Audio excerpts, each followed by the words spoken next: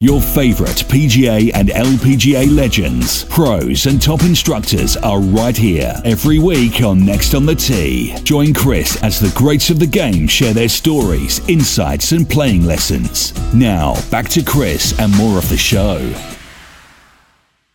All right, now back with me on the French Lick Resort guest line, and been away far too long for that matter, is 2003 PGA champion Shaun Micheel. Shaun is by far one of the most underrated players who's ever played on the PGA Tour. Far too many people, especially in the media, only remember Shaun's win at the PGA Championship. They don't give him credit for the other things that he's done out on tour, which include his runner-up finish at the 2006 PGA, finishing behind only Tiger Woods at Medina, or his runner-up finish at the 2006 World Match Play Championship after defeating Tiger Woods, oh, by the way, in the first round, or his 20 top 10 finishes, or his 57 top 25 finishes.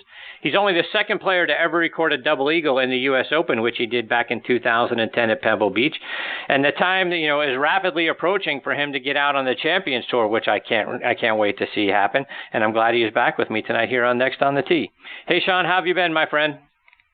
Hi, Chris. I've been doing very well. How about yourself? Really well, thank you. So, Shaun, I wanted to start our time tonight by going back to this year's PGA Championship, and like I said at the top of the show, I heard a lot of things about the greens, some of the holes out there, and really just not only putting the greens, but just trying to get the ball close to the hole out there. What was it like for you? What was your experience like at Quail Hollow? It was difficult. I got there and played my practice round on Monday. I went out with Tony Finau and Charles Howell, and kind of a windy day. This was going to go out for 9 holes, and it's one of the courses that when you play there. And the last time I think I played there was 2011, and I think it was the first time that I ever played a major championship on a golf course that hosted a regular PGA Tour event. So I had all these kind of thoughts about the golf course and how it was going to play, based on the scoring, in the tour event that I'd played in for so many years. And we got out there, and of course I knew, like everybody else, the design changes and just the renovation and everything. And to kind of get probably at the end of this conversation first, Charles Howell and I, we got on the green, and what I took away from the first 9 holes that I played was that the golf course really needed what I would call a deep tine aerification. It was in tremendous shape, very difficult, very penal rough. Although it was rough, that you could advance the ball up to the green for the most part, but the greens to me just didn't feel like they were ready. I kind of felt like the golf course needed another year to kind of soften just a little bit. It was really difficult to get the ball close to the hole. The sub-air system that they had, we had some rain. I don't know if they had turned it on, but it was just extremely difficult to get the ball close to the hole. And certainly pitching the ball, there are a lot of what people are calling now thumbprints in the greens, with a lot of runoff areas, with a lot of areas that were shaved down around the greens. Just made it very difficult to really take any flag on. I think it was more defensive golf. And you look at that, even single digits under par, I think won. What did Justin shoot? 8, 9 under, something like that. But it was just really difficult to get the ball close to the hole, really with any shot. But it was different. It was unique. I wasn't a big fan of what they did on number 1. There's been a lot of people talk about the holes and things like that, and I'm sure some people liked it. It just felt to me like it needed to be played as a par 5. Just the difficulty of the green. Distance-wise, was really not an issue. It was a driver 5 iron for me. So, but it was a very tough start and just a very, very challenging 18 holes. And, to that point, Shaun, you talk about, number 1, that, and that's some things that I've heard, right, is, boy, 1 should have really been played as a par 5, not as a par 4. I've also heard concerns about number 4, that green was too penal for the length of shot that you had to play into there. Talk about, shot selection and, the irons that you were playing into some of these greens and, as we're starting to see more of now, right, par 4 is stretched out over 500 yards. Is it getting ridiculous for what we're doing to golf courses now? No. Well, I don't think so. I mean, I think what you saw with the U.S. Open, guys were managed to shoot pretty good scores around there. And I think the issue was with the greens being firm with the sub-air system, and it's something you see at Augusta as well, is that the fairways contain a lot of moisture. You know, there's no sub-air in the fairways, and so the ball that you're getting is not running, and you're having to play a much longer shot into the green. So it just makes the mental part of the game, I think, come into play a little bit more. And I think that's something that's been lost in today's game, because the kids today, they're not afraid, which it's, I kind of embrace that a little bit with watching them play, the style of golf that they play. But this particular year required, ball striking. The fairways did play wider. They were fairly generous anyway, but it just required a lot more mental kind of toughness and preparation, I suppose, as opposed to just walking up, looking at the flag and firing at it, because that's what today's game's become. And you use the word not afraid. And speaking of not afraid, when you looked at Dustin Johnson and the drive he hit on 18 in the playoff, right, 350, 60, whatever it was, yards, right, to give himself a 60-degree, lob wedge in, while Jordan, played straight down the fairway and still had 6-iron in. Talk about, is that, to me, that's, I can't even imagine smashing a ball like that and then having just that little lob wedge in. What did you think when you saw how Dustin played that hole in the playoff?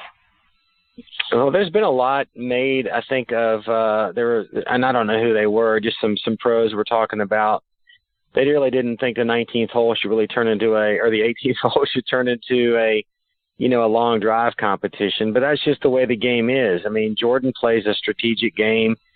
Dustin took on a lot of risk. I mean, there was no guarantee that he was going to hit a good drive over the water. And I think had he hit it in the water, those comments would have been muted, because he took a chance. He took a risk, and he capitalized on it. I mean, you look back at the way Dustin's played the last few years, his putting has improved dramatically, his wedge game.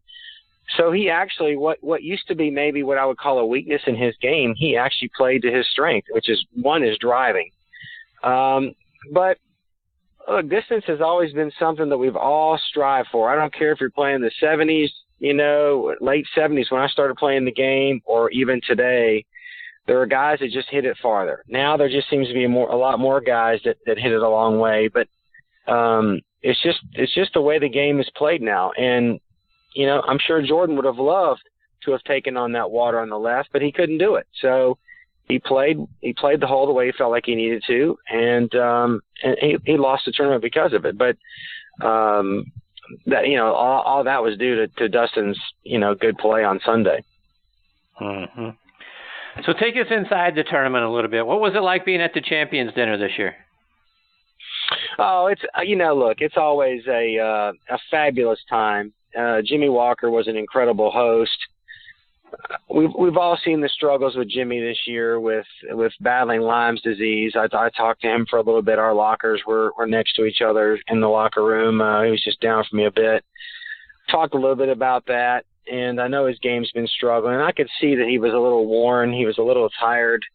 It's a huge undertaking, a huge commitment. There's a lot of nerves kind of going through the host that night, of making sure that everyone at that dinner enjoys themselves and enjoys the meal and enjoys the camaraderie and everything. But, it is great to be around the other players. I sat next to Dave Stockton Sr. and spoke with him at length about mostly fishing. We talked to Seth Law, formerly of the Deutsche Bank. We talked about his new project that he's doing down in Orlando with a rail system, trying to get from Miami to Orlando. So it wasn't all about golf, and that's typically how those nights go. It's really fun to talk to these former champions, and just all the people that have been so instrumental in not only playing the game, sponsoring the game, and just being around the game. It's just a fun night to kind of put golf aside. And to be honest with you, I don't think we really even talked about the golf course that night. Dave and I really didn't talk about it. We talked about fishing. We talked about salmon fishing and all the stuff he's been doing with his son, Junior, who I know very well. But, Jimmy was an incredible host, had a great meal, had a nice bone-in ribeye, and he gave out. We all know that Jimmy's a huge astronomer and loves photography, and he gave out an unbelievable gift this year, and anyway, it's a great couple hours to kind of spend with friends and other people that you don't get to see on a daily basis. Is there a past champion that you seek out, typically year in and year out because, sit near him, talk to him because of the great stories that he shares? Oh, no, not really. I mean, when you get there, you're assigned a table and you sit down there with the officers, and it's always kind of fun to hear about where they're from and kind of their path along the road of the PGA of America and everything. So, you're kind of assigned, but when I get there, it's usually the first thing I do is try to find the bar and get find a quick cold drink, so kind of relaxes things a little bit. It's fun because, Al Geiberger's there every year, and I grew up on the fourth green of the South course where he shot 59 in 1977. Of course, we just had the 40th anniversary of that here in Memphis, and what an accomplishment. So I enjoy talking to him. He's probably got the best business card in the world. He gives you a fold out card, and when you open it up, it's his scorecard of all of his 59, of course, signed by Dave Stockton Sr., who I sat next to at the dinner. So wow. I enjoy talking the story. We talk technology. We just talk about the game, family stuff. I mean, it's just a night to really enjoy each other, and like I said, I like to listen more than speak. I don't have as much experience as some of these guys.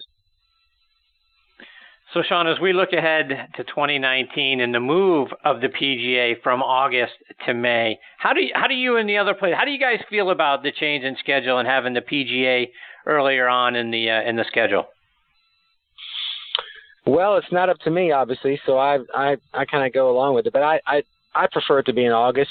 I know there are a lot of factors. The game has really changed. I mean, look at the scheduling and how our schedule, how it impacts the European Tour schedule. I mean, I don't think we're too far away from having a global or world tour. That might be 5 to 10 years away.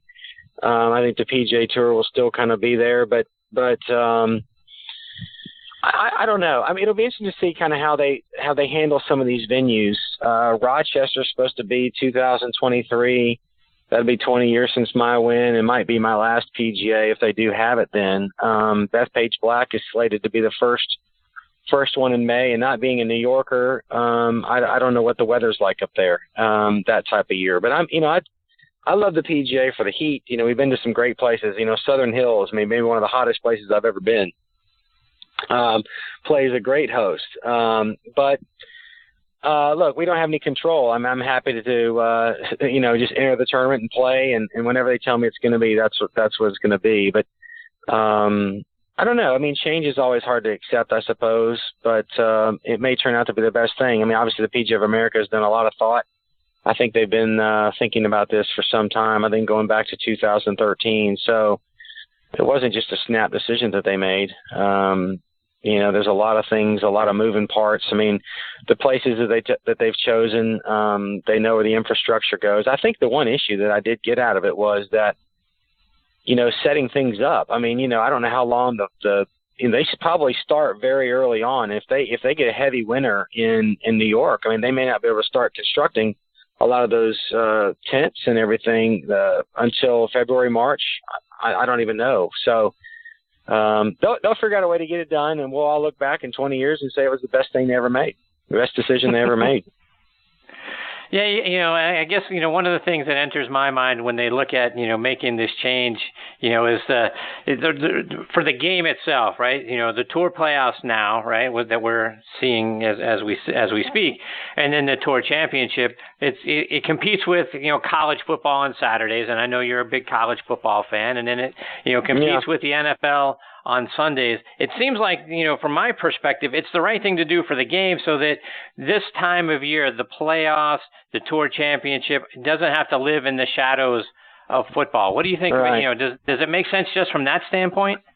Well, I mean, I suppose it does. I mean, I think the everyday golf fan, really, really enjoys golf, and they're going to find a way to get it on TV. I did speak with Jim Nance at the airport in Charlotte, and we were talking about the moves that were being made, and he said that last year's Tour Championship on Sunday, I think he drew about a 1.8 rating, and not knowing that business at all, that's apparently pretty bad. So he said it should have been about a 3 or 4 or something like that. So that's probably a lot of households that haven't tuned in. So, they're making the adjustments that they feel like they need to make in order to maximize the product that they're, presenting. And, look, again, a lot of thought has gone into this. There's some very, very smart people that are behind the scenes that are putting these things together. And, I guess they've been talking about this. I mean, this shortening of the schedule, this really started with Tiger and Phil. I mean, they were very big proponents in having the schedule shortened or at least ending earlier. And whether that was to go for the fall money grab, I don't really know. But, they were very vocal early on in their careers and really up until, and probably still are, about the schedule coming to a close around Labor Day. And look, I think it's going to be fine. How is it going to impact the tournaments that are in the fall? I think those events still, although I always kind of felt like they were the redheaded stepchild for a long time, and they weren't giving FedEx Cup points. They finally did those, and I think they just they have an issue. I mean, it took us a while to kind of wrap our head around the the kind of the fall schedule and starting doing a non-calendar year, schedule. But that seems to have worked out. But football is king in the fall, in the spring, so that's, look, I mean, they're going to have a tournament, and, I guess guys are just going to enter and play no matter when it is. To your point a moment ago, Shaun, about the wraparound schedule, right? I'm still struggling with that, right? I mean, it's just, a lot of the, the bigger players, a lot of the top players, I guess I should say, don't play in them all that often. It sort of gets lost to me, in the NFL season. I still scratch my head on, what was gained. I mean, it certainly gives some guys an opportunity to play, I think, and get into some events that they may not have otherwise had an opportunity to play. So I guess it's good for development of those guys and getting them out there. But I don't know. How do you feel about the wraparound season? Well, look, I haven't played that many years in the last few years, really, in the fall. It's been since 2011, 2012. Look, we this year at the web.com event, the first 2 events in the Bahamas, we started playing on, what did we start playing on, Sunday? I think we started playing on Sunday. We played Sunday through Wednesday. There might be an opportunity for the tour to look at the fall schedule and say, okay, we're not going to compete with football. We're going to play during the week in prime time.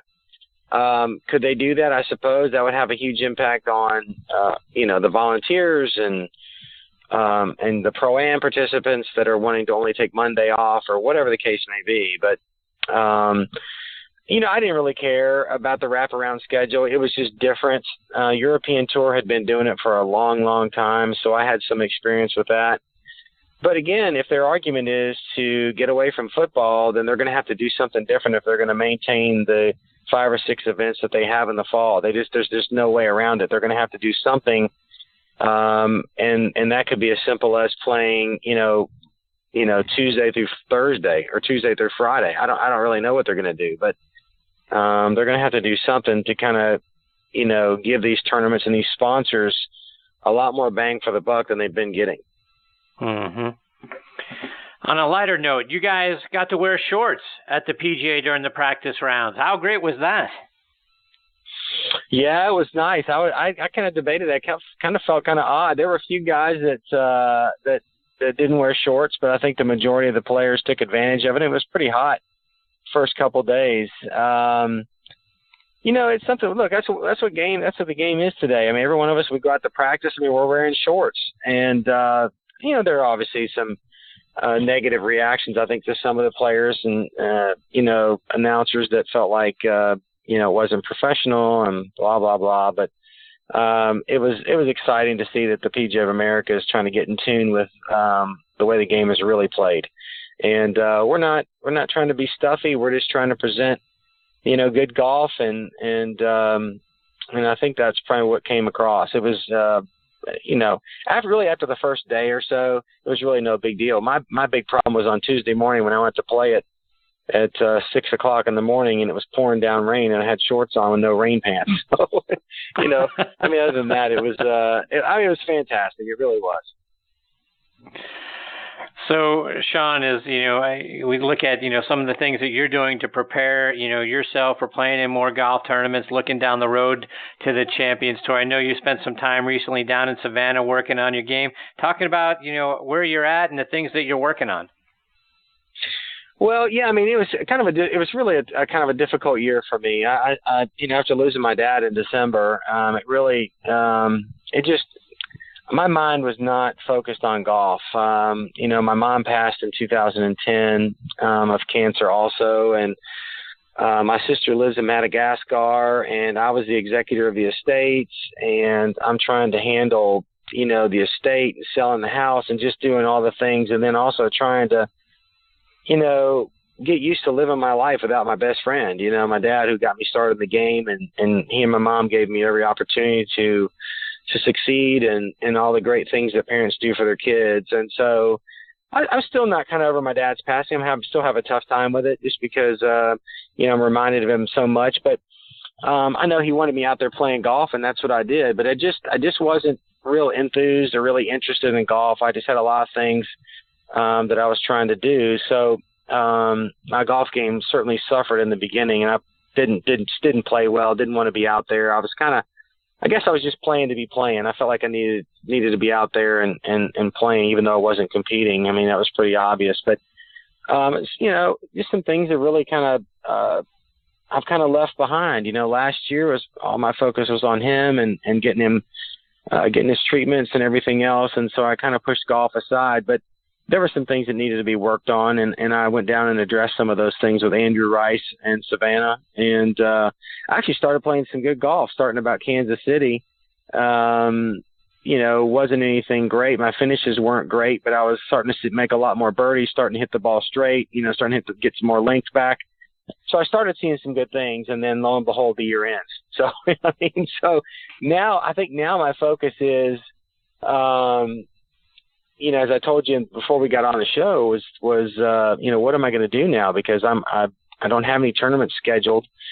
I'd like to play a few events in Europe, but I'm going to probably go to do some qualifiers starting first or second week of October and see how that goes. I'm really looking forward to 2019. And circling back to the PGA Championship, what they're going to do in May of 19, they're going to play Bethpage Black, which will be the PGA Championship, and then the very next week we're going to travel upstate to Rochester to play the 2019 Senior PGA, which will be my first one at Oak Hill. So I'm looking forward to that. So wow. I guess my long-term goals are really to get myself really in better shape, both health-wise and game-wise, for 2019. It's so hard to look at. I look at these athletes in the Olympics, and I know you look at like Michael Phelps, and he wins all these gold medals, and then he might take a couple days off, and then heck, he's back in the pool preparing for 4 years down the road. So I have a tough time trying to figure out, God, do I start practicing today for January 1st or January 5th of 2019? And really the answer is yes. And it's hard to look that far out. I'm such a short-sighted person, I think. But that's what I'm going to have to do. And so I'm anxious to kind of get out there and play. I'm not that anxious about turning 50, but there's certainly another life. And as I've been getting beaten up by these young kids out there on the web.com, it'll be fun to kind of transition out of that and into back to playing golf with guys that I grew up playing with, and that's what I'm really excited about. Yeah, and I'm really excited about watching you play with those guys, so I'm looking forward to January 5th, 2019, and just so people know, that's Shaun's birthday when he turns 50. So, Shaun, before we let you go, remind our listeners again about how they can stay up to date with all the things you're doing and keep up with you, whether it's online or over social media. Yeah, I'm at Shaun Micheel PGA, still doing that thing, and then I'm on Facebook as always, but just really enjoy kind of some of the things that have been going on. And certainly I want to give a shout out. I got a lot of friends down in Houston, and just all of the sadness that's going on down there. So I'm passing along my thoughts and prayers to everybody down there. Certainly thinking about them and how this unbelievable storm has affected their lives. And, Steve Timms, the tournament director, I reached out to him yesterday, and that golf course where they play the Shell Houston Open's underwater, much like, the whole entire city of Houston. So it's not just golf, it's everybody that's been affected. So just definitely thinking about all of them. Well, I appreciate you saying that, as are all of us as well. Shaun, thank you for taking time out of your night to come back and be a part of the show. I always, treasure getting to spend some time with you. You've been a fantastic friend over the last couple of years, and I can't thank you enough for how generous you've been with your time and being back on the show again tonight. You're fantastic, my friend. Well, I appreciate it. Yeah, thank you, Chris. I appreciate that. And, I certainly enjoy being on and sharing some of these things with all your listeners. It's fun for me as well. I appreciate that. Take care, Shaun. We look forward to catching up with you again real soon. Sounds great, Chris. All right, have a good night. All right, you too. That is 2003 PGA champion Shaun Micheel. And, folks, you will not find a better person than Shaun Micheel. I've really enjoyed getting to know Shaun over the last couple of years. He's been fantastic to us.